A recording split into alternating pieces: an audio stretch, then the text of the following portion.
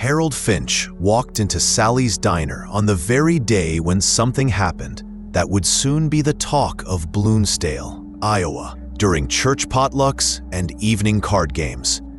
He had just turned 62, and by now he figured life had little left to surprise him. Sally, a plump woman with quick hands and a sharp eye, set down his usual coffee and a slice of pie.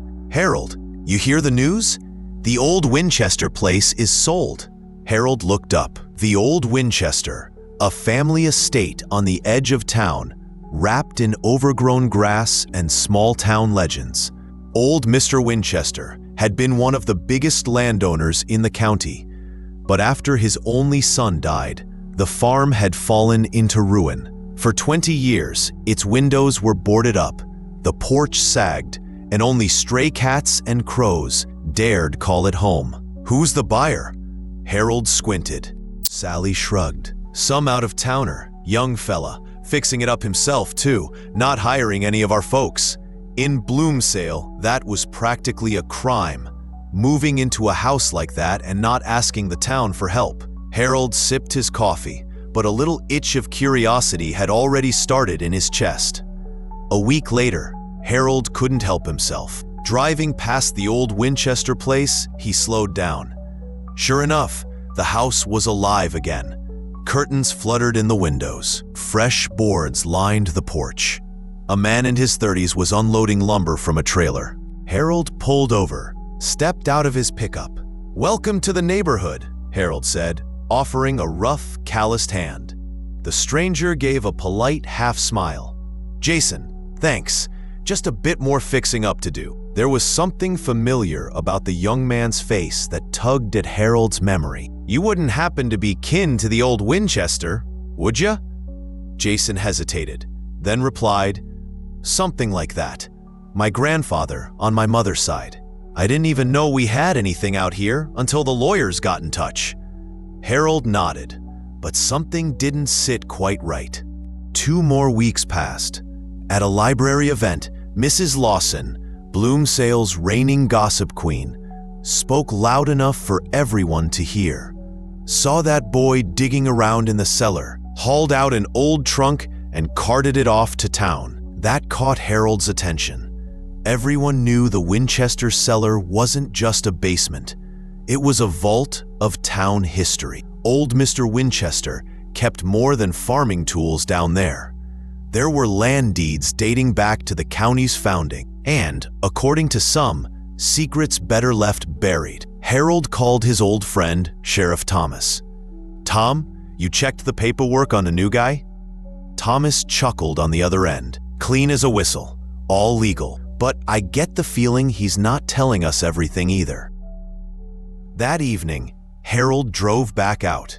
Jason was sitting on the porch, strumming a guitar, singing a tune that stirred something deep in Harold's chest. As he got closer, the melody became clear, a song that Jonathan Winchester Jr., the old man's son, used to play before his tragic death nearly 40 years ago.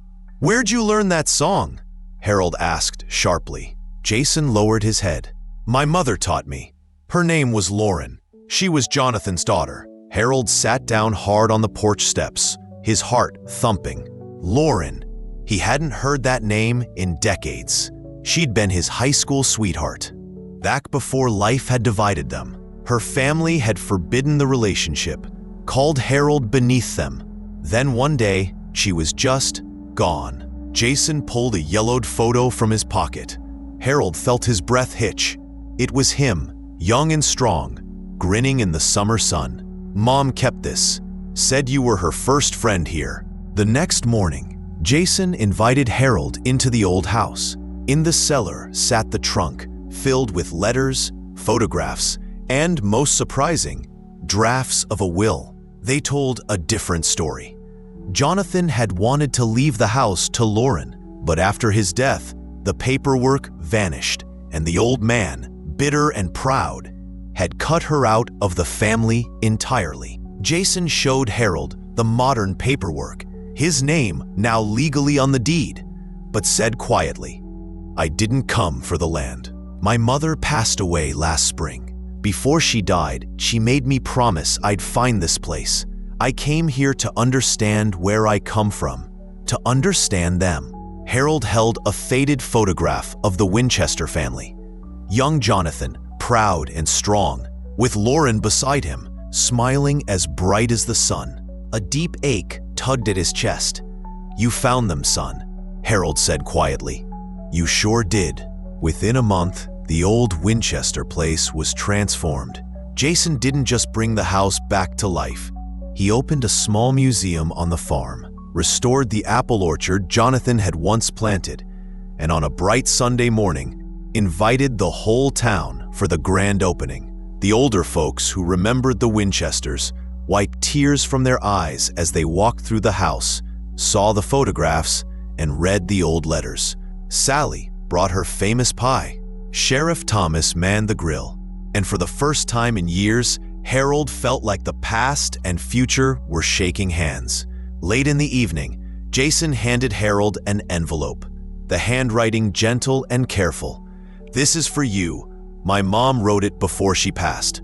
Said to give it to you if I ever found you." With fingers just a little less steady than they used to be, Harold opened the letter and read, "Dear Harold, if you're reading this, it means my boy found his way home.